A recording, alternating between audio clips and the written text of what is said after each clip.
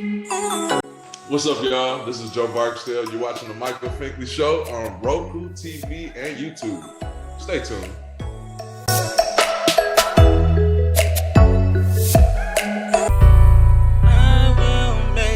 If I can make it through the night, just to see a brighter side, 'cause I've been working all my life just to make it. If I can make it through the night, just to Hello everybody, welcome to the Michael Finkley Show. Thanks for joining us today. So as we know, everyone has a story, and everyone has a story to tell in their words through their own experiences, as I always end my show with each and every time. So back in 2019 was a time where I almost died. Went to the hospital and they didn't know what was wrong with me. 5 days later, 2 surgeries later, I'm still here among us. And the aftermath of that, no one prepared me for. It was an episode of depression and getting to know myself in a deeper spiritual matter. And it's something that I still feed off of to present day. Got me to where I am. So again, we triumph from our stories. We improve from our stories. And our guest today is no different. Angelique Bates is with us, and you may remember her from the hit show All of That. But after the show was when life really hit. So she tells her story and more. Don't you go away. We'll be right back. Coming up, Angelique Bates is with us. Back in a moment. On the next Michael Finkley, ready to earn extra income? Ready to work for yourself? Well, here's how. Timothy Simpson and Travis Cooper tell us how to get to multiple streams of income. Next Finkley, Friday.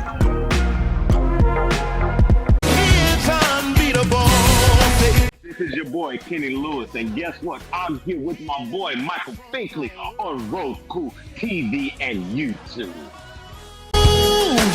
He'll always win. Why? 'Cause he's undefeated. Welcome back to the Michael Finkley Show. My next guest, I know you know her. My next guest, she is a former member of the cast of All of That. She's an advocate. She's also a mom. Introducing Angelique Bates. Thank you for being with us. Hey, thank you for having me. You're very welcome. Now, I must ask this because, you know, growing up watching you, you were the highlight of my Saturday nights, my sister's Saturday nights. When did you know that you had the funny gene? You know what? I kind of just grew up in this. My mom put me in when I was like 9 months old. What? So, yeah. So I've been in this like since I was a baby. Wow. And I kind of just like, as I got older, it was like, oh, I'm kind of already in the industry. She had me doing a lot of theater. I will say, maybe at the age of 5, I might have like started, grasping like what I was doing, going to the conservatories and, with theater, you're doing comedy, you're doing dance, you're doing singing. So I knew at that age, I definitely had a love for theater. Mm-hmm. Yeah. Wow, amazing. And so with that love, did you know that you belong in front of a camera? It was kind of like all I knew. It's almost like, how if you start children off like, some cultures, their kids are sitting here playing pianos and violins, at the minute they came out the womb. Other cultures are, taught different things. And as they get older, that's just all they know. You don't even realize till you get older that it's something that's a little bit different, that everybody isn't doing that when they're 2-3 years old. So for me, it was just secondhand nature. It was just like just breathing, being taught how to ride a bike. I didn't realize I was doing anything different because also, like I said, I was in the theater programs and everything. So I was around other kids that were doing it. So I just thought it was normal. Mm-hmm. Yeah. So it was just like, oh, okay, going to theater, going to the stage, doing this. And it's like, oh, this girl got talent. So you were just making it do what it do. Yeah. I was, I would say the only thing that was like really getting was a practice. But as a kid, because like I said, you've grown up in it, it's that practice because it's just like, I want to say it's kind of like what most kids are thinking their childhood should be is playing. And, you know, some of us that are in the industry, we weren't doing that. It's like, okay, so you might want to go out inside and play with your, you know, your associates or whatever. But it's like, okay, I need to take about an hour and a half and work on monologues or work on my martial arts or work on this and work on that. And this is like, you want to just go outside and play. You want to go look at the cartoons and stuff. So, you know, when I was doing the theater, that was my time to play. You know, that we were around other kids and, you know, so whatever project I was working on, that was my playtime. The minute that was over with, you know, and then getting back home, it was just like practice, school, sleep. I mean, let's throw the food in there. You know, I was eating, but we get that part. You know, nowadays, look, you got to be real technical. People like, she didn't say eating. No, I was eating. We got to eat. Listen, gotta eat. I love it all. I love it. And your talents and your drive led you to a great opportunity on the hit Nickelodeon show, all of that. Tell us how that all became about. Wow. Okay. So as I mentioned, the theater. Mm-hmm. So my mom had me in different acting conservatories. And with those acting conservatories, she also had me doing a lot of talent shows. So I was doing this talent show in California. It's the Ivar Theater. Great place. Every year it was the inner city cultural Ivar Theater Talent Fest. So it was pretty cool. I think I did dance. I know I did acting. And I feel like I did singing because back then I actually used to sing. And my mom had me in recitals and everything. I was singing Mariah Carey, Whitney Houston songs, but I wanted to be a rapper. I kind of wish I had like stayed, you know, on my singing because I could just, you know, been throwing down, but I could carry a note. But she had me in this talent fest, and the creator from Unsolved Mysteries, Richard Delancey, was in the audience when he saw me. When he saw me competing. So at the time, he wasn't representing children. So his friend, rest in peace, John Hill, the Anwar agency, he contacted him. He was, you know, rapping, you know, adults and children. So he tells him about me.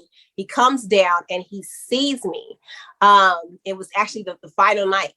And what was crazy was I was already with another agency, but they weren't submitting like they should have been. And with the acting troupe that I was with, one of my buddies actually, I want to say it was Rashawn Null. He's an actor too. And we were, like I said, back then, we were all from these different troupes. You know, they split us out and we all went this way. Some of us overseas, some of us working in your top movies and TV shows. And he saw me at the audition, but he thought it was our agent that submitted us. So I think he might have gone back and was like, hey, yeah, I saw Angelique at the audition, because what ended up happening is when the agent saw me, the new agent, he wanted me immediately. So that week, all that was having auditions. Now, the agent I already had submitted, you know, my theater buddy. We were both with the same agency, okay? So remove my agent that just decided that he wanted me, John Hill.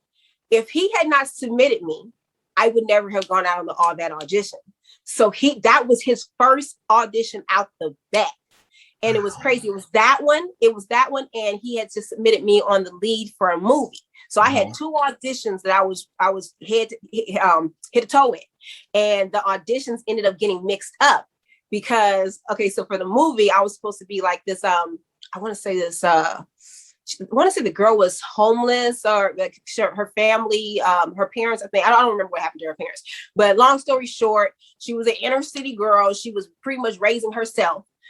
I had the whole movie script memorized. I had made it from the front to the final stage, like right in front of the writer and everything. Like they loved me. But what ended up happening was because there were so many auditions going on with Nickelodeon and there were so many auditions going on with the movie, they ended up, my agent ended up getting the audition and the callbacks mixed up. So as for Nickelodeon, I was dressed up as Urkel. Like literally, I had the glasses, I had the suspenders, I had everything, right? Opposite of a hood girl. And for the movie, I would have my, you know, back then that's when cross colors was super pop. You know, cross colors is back now, but back then we had the cross color hoodies, you know, the bright colors. I had, you know, the jeans and all that. So I'm dressed as this hood girl. 2 different visuals. And I remember, because both of them loved me, and I remember asking my agent, I'm like, oh, did you guys hear back from the movie? Did you guys hear back from the movie? Because I really low-key, I wanted the movie. I'm not even gonna lie, I wanted the movie because I was gonna be the lead. And man, it was crazy. So we go to the place. Now I'm very good with visuals. I'm dressed up as Urkel. He's like, no, but you know, you got another callback for all that. I'm like, all right, dressed up as Urkel and all that. I get to the location. I remember telling my mom, I said, Mom, this is the same place as the same place I went to for the movie. And she was like, are you sure? I'm like, yeah. So the ladies come out. I'm like, wow, y'all were at the other place for the audition, right? Mind you, I remember these 2 white ladies, they looked terrified because that's the worst. That's in any casting director's nightmare is to have the person come in, the actor come in completely dressed opposite, whether it's hair, whether it's clothes or anything, especially when you've made it all the way down to the final call. Because now they have talked about you to the producer, the director, the writer, and everything. They bragged about you. Like, yeah. So they're looking at me like, and I'm just like, oh, okay. What? Oh my gosh. We go up the stairs. I'm like, man, this looks like the exact same place.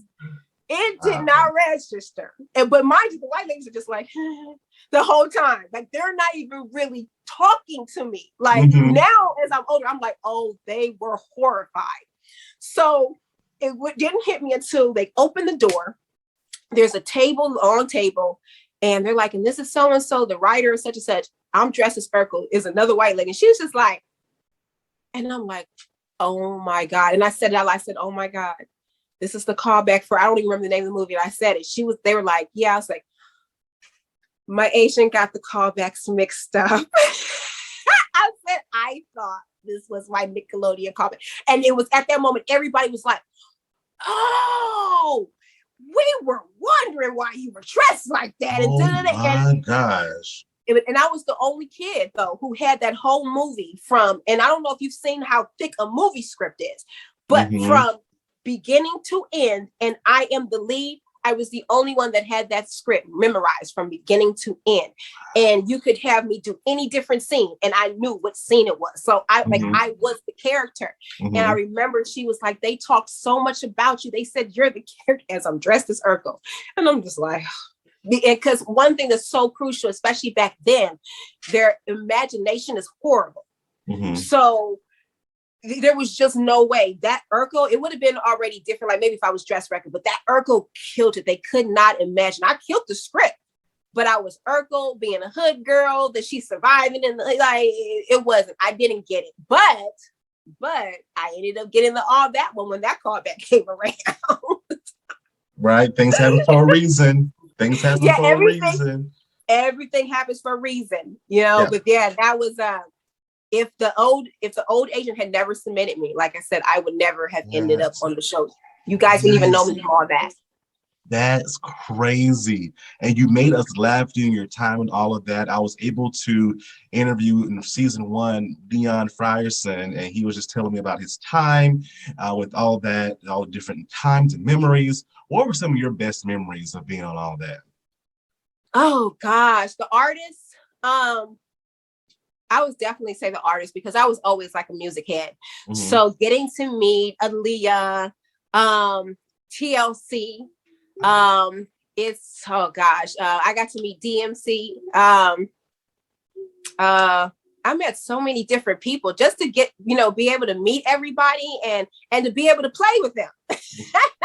Usher, we're going to the GAC kitchen eating GAC. And slime and all this other stuff, it's just like, those are memories that can never be replaced. And see, I was all about autographs back then. My mom was the one that she was like, oh, you got to get a picture. And the networks were kind of like, oh, they didn't want us bothering, the artists. My mom was kind of like, here, we go get this picture. Listen. My mom is actually what ended up starting it because up there, everyone was kind of just like, oh my God, no, we're not supposed to get pictures. And my mom would be like, Angelique, come here. All right, here, and so all the other cast members would be like, okay, they want a picture too. So my mom was like, Thank you, Mom. You're gonna get a picture. Imagine if I didn't have a picture with Aaliyah. Right. Like, and so I'm Right. like, there's so many few that have pictures with Aaliyah. Next, Angelique explains life after all of that. Back in a moment. What's up, everybody? This is Jason Claiborne, gospel recording artist, and you're watching the Michael Finkley Show on Roku and YouTube. Hey everybody, my name is Arthur Vernon R. Matthews Jr. I just wrote a new book called Family Ties, and I also want to say a special shout out to one of the kids that I mentored and has got his own TV show on Roku, Michael Finkley, and this is 100th episode. So if you guys want to really hear about this book and see what's going on, check out Mike Finkley on The Finkley Show.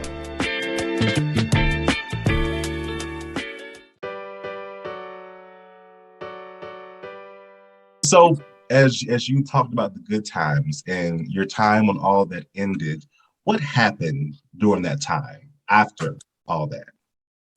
You know what? Let me see. Life happened. Life is life, right?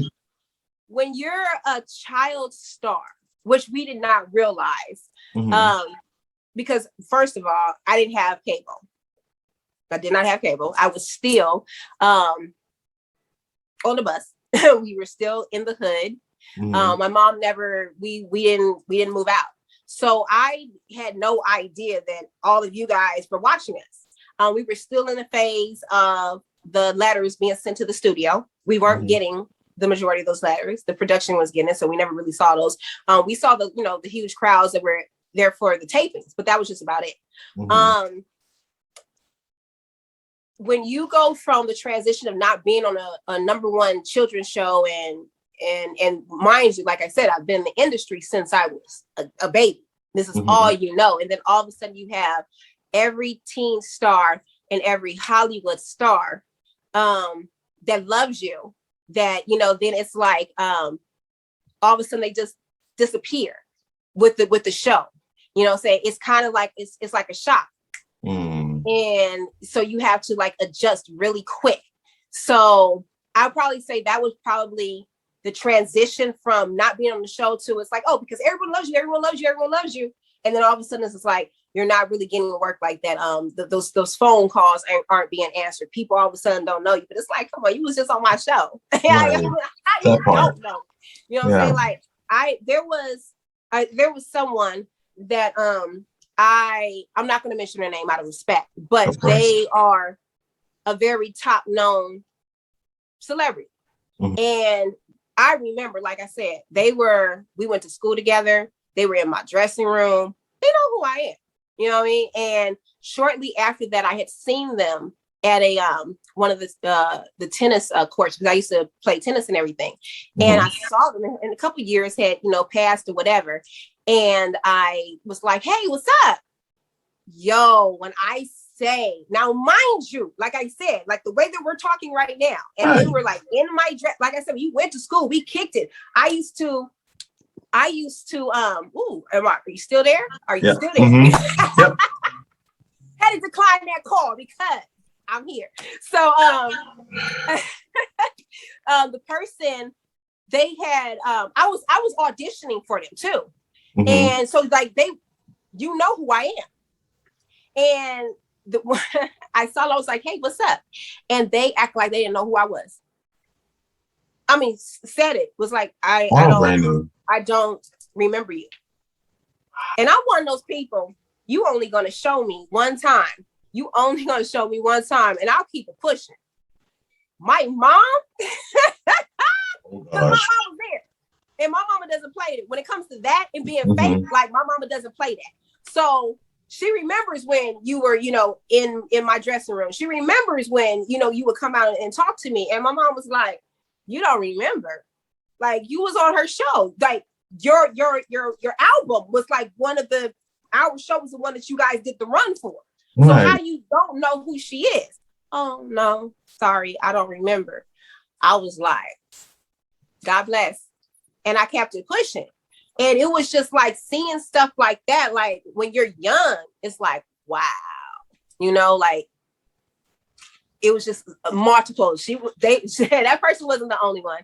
There was multiple of them. There were some that were verbal with it. There were some that weren't verbal with it. Mm-hmm. Even when I was going in auditions, you have casting directors like, oh, my kids love you. My kids love you. Oh, okay. And then we do the script, never booked it. But they knew exactly who I was when I walked in. Can I get an autograph from my kid? But then book the project. So, it's definitely, if you're not prepared for that, right. You know what I'm saying? If you're not prepared for that mentally, and especially I think a lot of child stars, that's why a lot of them either they make it or they don't. You know what I'm saying? Some of them either they're dead, they end up strung out, or their tests end up being testimonies. So it really just depends, because this industry, man, it's so crazy. It's like you don't even realize it's so much glitz and glamour. And I was just telling somebody the other day, I said, if I knew half the stuff that I know now back then, I wouldn't even want to be in the industry. Wow. And to experience all of that from this industry, not only that, you're a survivor of child abuse. You're the survivor of rape. You're a survivor of domestic violence as well. How did you find the light in that dark tunnel that you're in? Man, and it's crazy that you mentioned that, because a lot of that resulted from that abruptness of being not in Hollywood anymore. Wow. The rape came after that. I got raped by a fan. That was crazy. So the domestic violence came right after that, so it was like a spiraling effect. Yeah. And then you're being in situations, you're being around, certain people that you probably want to be around, because one, now the finances aren't adding up. But then you've got all these different energies and people that are coming into you, because they're like, oh, well, you're on the #1 show. We see you. You may not see yourself, but we see you. And they thinking, oh, you making bank. So now you got all these fake people who aren't your friend, but they think, oh, well, she's the girl from all that, blah, blah, blah. And before people even realized that I was released from the show, before Good Burger, the movie had actually came out, everybody had seen the script. So they're like, oh, Angie, congratulations. Not realizing that I had just gotten replaced. So now they're thinking I got this motion picture that's getting ready to come out. You know what I'm saying? And it's just like you have all these vultures and energy suckers and everything. And everything that you just mentioned was all a downward spiral, minus the child abuse, because the child abuse came before that. Mm-hmm. But it was all an effect of being released. Right. And, so when you have all of that happening, and now you add on that you've been released, it's just, it took a lot of prayer. Like a lot of people like, man, you made it. You was one of the ones that didn't end up strung out on drugs. You wasn't drinking. No, I had drinking issues. It didn't take me until probably a decade later. It was crazy. I feel like it was longer than that. I didn't even realize I was alcoholic. I had already long stopped and everything. That's the crazy part. Like God, you know what I'm saying? But I had just stopped, but I did not have a label on it. Mm-hmm. And one day I was sitting here talking to someone, and I was just like, yo, I was looking at them and looking at their issues, and it was like a mirrored effect. And I was just like, yo, I was an alcoholic. There was a lot of reckless behavior that I was doing, but a lot of it had to do with the stuff that was going on in my past. Right. You're acting out, people being fake, you're dealing with all this trauma.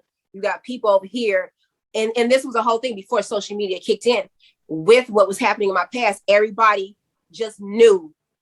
They just knew what was going on, and they didn't know anything. And then you got rumors spreading. It was just like, oh, I was the problem, because I was also one of those. Like, I wouldn't rat you out. You could say everything that you wanted to say, and I know this person just sit here and stab me in my back, or and did this, and I'll just be like, and I wouldn't say anything. I'll be like, all right, bet. And I'll keep it pushing. But because I wasn't talking, and because there wasn't social media, so it wasn't like we could really just, access large quantities. Yeah. Nobody really knew the story of what was going on. So now you got people, you got adults, mind you, okay? And I'm still a minor talking bad on me. You weren't even there. You going off the wording of what other people are saying. So now you're dealing with that, because like I said, let's not forget, I was a child. You know what I'm saying? Even when I got raped, I was a child. So now you're going into your young 18, 19, 20, 21, drinking, smoking, whatever, you know what I'm saying? And you're just spiraling out of control because now you still got the fans that are like, because now you're being played overseas. Mm-hmm. Hey, yo, you still got bait. Hey, why are you on the bus? Da-da-da. You having all of this stuff, and then it's just so much. So I was suicidal and everything. Like I had swallowed a whole, and I've talked about this. This is nothing that is secret. I had swallowed like a whole bottle of pills. My best friend was the one my best friend and God, because the way that she even knew it was crazy, it was nothing but God, because it wasn't like I was one of those people like, hey, I just swallowed a bottle of pills. You know what I'm saying? Like trying to get to, like, she just knew, like I was telling her, I told her I loved her and goodbye. And she said it was this was what was crazy about it. This was AOL time. Remember when the little messenger? Yeah. I sent a message. Okay. I sent a message. She said somehow the way I sent the message, but I just typed it. She said it felt different.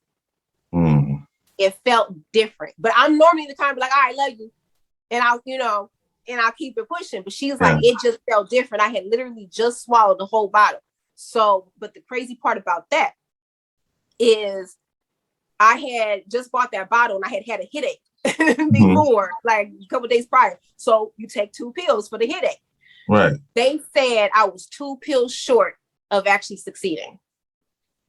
Tell me that ain't God. And that's true, because we all have a process, right? Now that's what I always tell people. We all have that process we go through, right? The good, the bad, the ugly, but we don't understand why we're going through it, because it hurts sometimes. It's challenging us in that own right, like it's supposed to, because it's supposed to make us better. The process is for you, but the results of that process is for everyone else. Like you said, your music touches people. You know, you were not supposed to die at that point. You were not, because someone needed to hear from you. Someone needed that encouraging word. Someone needed that lyric from you, because you were not supposed to die at that moment.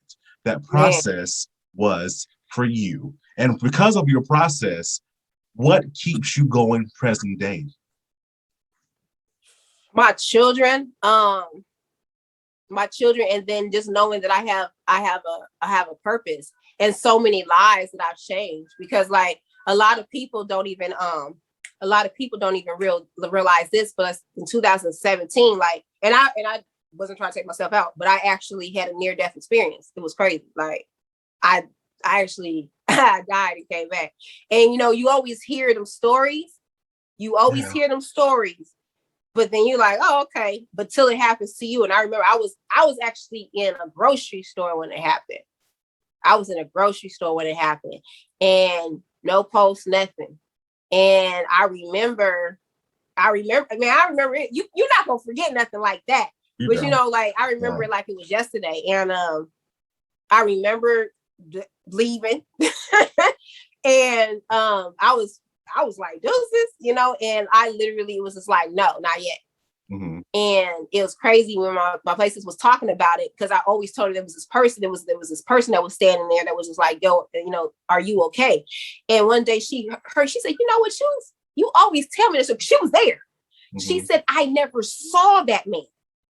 She said, I saw the paramedics, but I never saw the man that you keep saying was there. Like I could tell you, describe him down to the T and everything. She was like, I never saw that man. And because I used to tell her, because I said when I would go back into the store, the owner would look like she's seen a ghost, and I remember right before, I checked out, the guy had came to the counter and was trying to ask a question, but I remember she was on the phone and she wasn't paying attention. And so when my sister's like, yo, I never saw anyone. Now I know why the woman never turned around, because he wasn't there. But she was that, but you hear stories of guardian angels. Exactly. So when you have experiences like that, you know what I'm saying? It's like, okay, there's this stuff is really real. I need to figure out what my purpose is, what I'm supposed to be doing, because clearly I'm supposed to be touching and helping people. And I've noticed with the entertainers, we're all gifted. These are all gifts. Some of us have lost what we're supposed to be doing.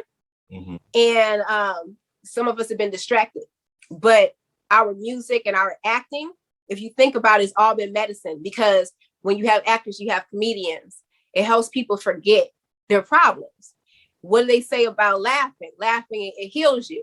Yeah. The music, you know, music is supposed to make you feel good. Mm-hmm. Yeah, you know, music is supposed to make you feel good, you know, but now the music industry is like gone to whatever, you know, and it's just so many aspects. So knowing that, just knowing that I have a gift and that there's so many people, and it doesn't even matter anymore. That's why I said, like, if I knew half the stuff that, you know, that I know now, if I had known it back then, I wouldn't even be in the industry. Like, I would have just did different avenues. Like, I love volunteering. I used to volunteer at Skid Row and every week, you know, with Feed the Children and my friend's house, and I like donate. Like, I do stuff that like actually helps people. I can't tell you like the many times that, you know, I'll be walking and go in and buy blankets and toys and stuff for a homeless lady with her kids. I might see it, but I'm not one of those people that has to post it on social media or whatever. Like, I'm cool with doing stuff like that quietly, because it's about how many people that you touch. I'm still in the industry because it helps me reach more people to touch and help. But it's not even I'm in it to get the bag. Oh, I'm in it because I want to be a baller. Like, the money is nice, but guess what? What you got to go through to get the money, it's not even worth. You end up realizing the joy comes from the giving back, because if you're pure at heart and you're not just trying to, you know, screw people over for the money, and you actually choose love, and it's not even love as far as in a relationship, but love in general. A lot of people aren't choosing love; they're just choosing the money, and and there's so much chaos. You know what I'm saying? It's so much chaos in the world. So when you're genuinely pure at heart, and you're not screwing people over, you're not manipulating them for the dollar sign or whatever, your blessings are going to come regardless. And I've noticed, not even trying, that my blessings have come regardless. When I may not have thought that I was being blessed, but then sit back and it's like, yo, okay. And then I had to also sit back with things that I was doing in life. Like, okay, karma, you got good and bad karma regardless. There's nothing that we do that goes missed. If we do good, good comes back. If we did bad, no matter how little it may seem, it's going to come back. It's going to come back. Anyone who's doing anything dark is going to come out regardless. You ain't got away with nothing. So that's what's definitely pushed me is the many people that have looked up, and just knowing that, you know what, I'm making a change. I don't care if it's 5 people. If I was to never touch another set again, I don't care, because there's so many people that's on my social media. There's so many people that I meet in real life. There's so many people that be like, yo, I still remember you from there. And this is what you did for me. This is what happened. And so that's good enough for me. It's just humanity, being a human. I love it. Oh my gosh. This is amazing how you just turned your bad into good. So what is that one thing you still want to accomplish in life? Man, the one thing, okay, so entertainment wise, if I was, because everyone asked me this question, if I was to do anything entertainment wise, I still would love to play a superhero. I see that. Yeah, I would. Actually have we were going to launch a comic book. And we actually have the rough draft of it. And I was a superhero, but just to play that, like, that would be dope, to be like from one of those franchises. And even from a superhero to even playing in like one of, you know, Fast and Furious, like something like that. Like, that would be super dope to me. Yeah, that. And then I just want to create businesses, you know, businesses that help give back. Like, that's my whole thing. Like, it don't even have to be entertainment wise, but I find myself doing a lot of stuff that's entertainment wise, even like the acting classes that I do. My acting classes are different because, you know, you have acting, nothing against anyone who's charging like, you know, thousands of dollars. But even when I do acting classes from my school, it's to help people that can't afford the high classes, you know? So it's like, you see how it's always that twist. Like, I'm finding a way where I'm gonna put everything and incorporate together, because everything's about making money, you know, unfortunately, but there's still people out there. We got so much talent.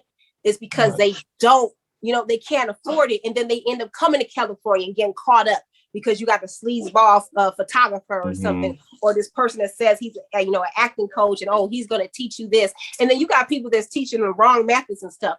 Like there's a site that I help readers, and some of the readers, nothing against anyone, but they charge. I don't, and everybody comes to me and they be like, 'cause they see my picture, they be like, yo, you're from all that. Like, how come you're not charging? So you got people that are auditioning to be like on shows that I was on, and now they're sitting in front of the thing like this, and I'm actually helping them read their script, but I'm doing it for free. Wow. And just to see the look on their faces, though, they be so happy. And sometimes, it be turning into a therapy session. I ain't even gonna lie. Like sometimes it might go like an hour, but I can tell that they needed somebody to talk to. And then sometimes I hear the stuff that they say that they've gone through industry wise. Like they're like, well, one girl, she was like, I can't really do this because, I'm ugly. And then I was like, how, Sway? Like, you don't even know, like, but I see what the industry was doing to her. Yeah. I see what the industry was doing, but then they hear me saying, no, this is what it is. I'm sometimes talking to 2, 3 o'clock in the morning, cracking up. Like I've met some pretty dope people off of this one site, but they're like, yo, I can't believe you from all that. You doing it for free.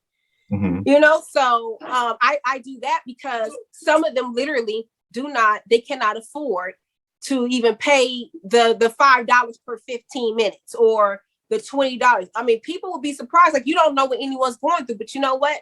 If you're able to book that movie, whatever your story and your mission is, now you can go on your mission and spread whatever gifts you're supposed to be. Because I don't know what your mission is. I don't know what you're doing, but obviously you're supposed to be out there. So if I'm able to help you book that role that you might not have booked because you didn't have $5, you didn't have $2 on the card, or for whatever reason, I'm doing my job. I love it. And you're doing it well. And your gifts is still making room for you. How can they find you on social media? You can find me on Twitter, Facebook, YouTube, anywhere. Clubhouse. We do this Child Stars, a Child Star room. I forgot. I completely. They see this interview, they're gonna be like, for real, Angie. So you just not gonna working on a secret project right now. Okay, working on the secret project right now, and you guys are gonna find out even more about what's been going on and how to find me. It's gonna there's a whole bunch of other former child stars that were in the industry. We just all got together. That's about as far as I can say, but you can find out about the details. Like I said, on the Twitter, Facebook, and Angelique Bates. Just Google Angelique Bates, or on Thursdays like today, you can go to Clubhouse and or whatever days whatever day this airs.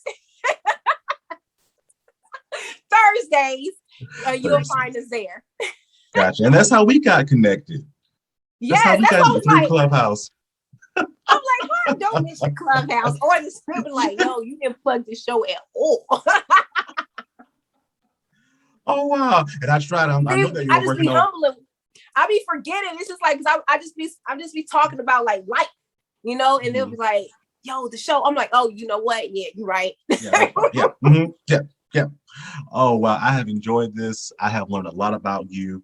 And now you're 3-dimensional now. We saw you on television as 2-dimensional. Now you're a 3-dimensional figure to us now. Thank you so much, Angelique, for your time, your word, your encouragement, your knowledge through your story. Thank you so much. Thank you. You're welcome. Back in a moment. Protector and provider, super. Hey, what's up? It's Presley Tennant from The Voice, and you're watching The Michael Finkley Show on Roku and YouTube. Dark and made it brighter. Wish it could be half that strong.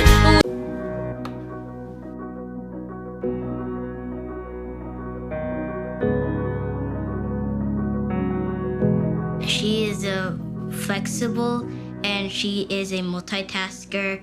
She is a wife, a mom. She is city councilwoman.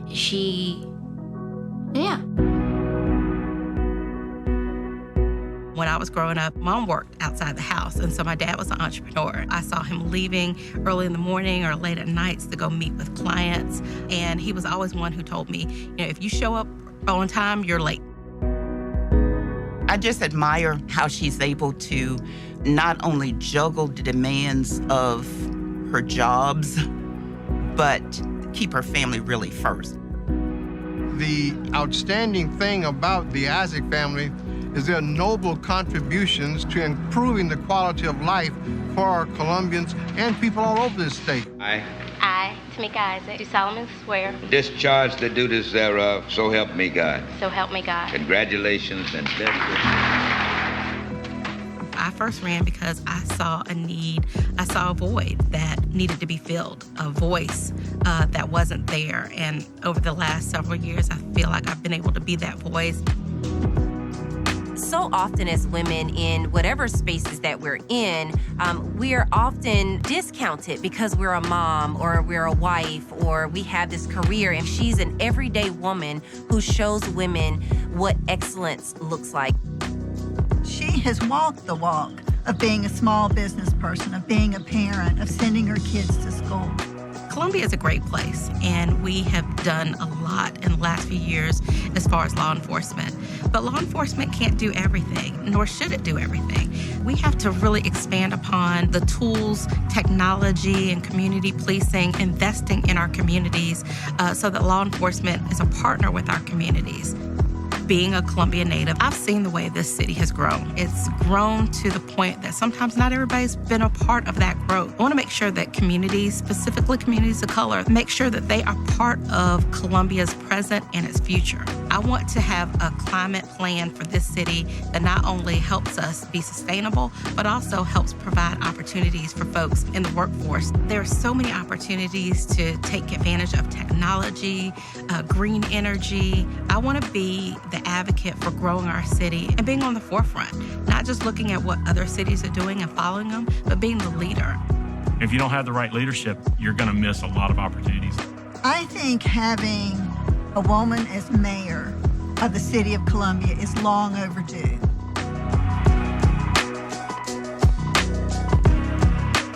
I'm Tamika Isaac Devine, and I'm running for mayor of the city of Columbia.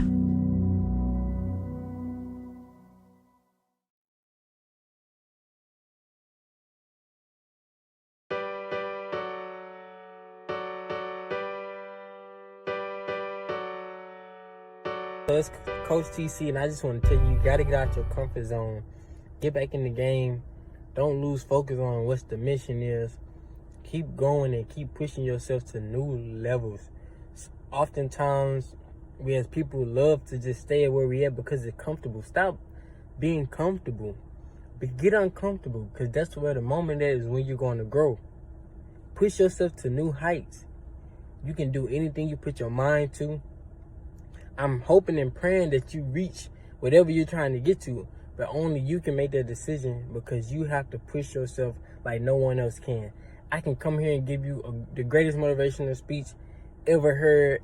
I can push you to the limit. I can make you get up off your feet, but when it's time to put in that work, when it's time to put in action, you is the only person who can do it. So let's stop procrastinating, and let's start putting in the work, and let's start pushing ourselves. It's easy to stay where we at. It's easy to be comfortable, but it's not easy to be uncomfortable. Success is never easy. It's always hard, because if it was easy, everybody would have it. If being a millionaire was easy, everybody would be a millionaire. If being an author, if being a speaker, if being in cosmetology, if being an entrepreneur, in any field that you're in, and you want to have a height of success that you haven't never seen nobody get to, or that you have seen people get to, and you like, I want to get to that, it go take a lot of hard work, a lot of discipline, a lot of consistency, and a lot of new levels, which requires you to be somebody that you never been, because you have to push yourself to a height that you never been before. So if you want to get somewhere that you never been before, you got to be somebody that you never been before. It's that simple. If you don't want to stay where you at and you want to reach new heights. You gotta be somebody you never been before to get to where you never been before.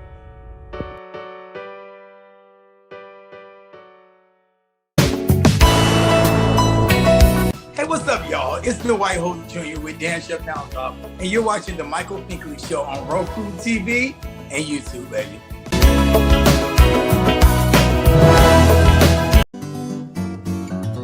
Looking for a mentoring program for your young male between the age of 6 and 18 in Columbia, South Carolina? Well, look no further. Big Homie, Little Homie Mentoring Program is the program for you. Under the leadership of Mr. Jamal Stroud, Big Homie, Little Homie is a 501c3 nonprofit organization that caters and mentors at-risk youth that come from single-parent homes. The organization caters to young males between the ages of 6 and 18 within the greater Columbia area. The organization is devoted to shaping and molding their life into great men of society. Big Homie, Little Homie organizes male gatherings, discussions, and even educational assistance devoted to guiding and leading them into a positive light. Making a positive attitude will help in transforming their life regardless of what is experienced in life. For more information on Big Homie, Little Homie Mentoring Program, visit our social media outlets, Facebook, Instagram, and Twitter. On the next Michael Finkley, ready to earn extra income? Ready to work for yourself? Well, here's how. Timothy Simpson and Travis Cooper tell us how to get to multiple streams of income. Next Finkley, Friday.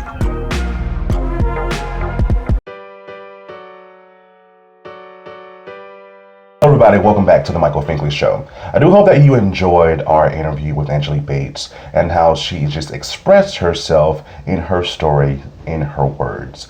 Thank you so much, Angelique, for being with us. On Fridays, Finkley, are you looking to make extra income and start working for yourself? Well, we have two gentlemen here to assist with your plans. We have Travis Cooper and also Timothy Simpson with us, another show you don't want to miss. If you haven't already, please subscribe to our YouTube channel, The Michael Finkley Show. Ring the bell for notification. We'll see you an email saying, hey, new content's uploaded. Please listen to us on Spotify and Apple Podcasts. And for up-to-date information about what we do here on The Michael Finkley Show, visit our website, michaelfinkley.com. And that Roku TV, right? Please add the Greater Works Network to your Roku TV, and you'll be able to watch The Michael Finkley Show every Monday and Friday at 8 a.m. Eastern Standard Time, or on demand. Thank you so much for watching, and guess what? We'll see you next time. Have a good one.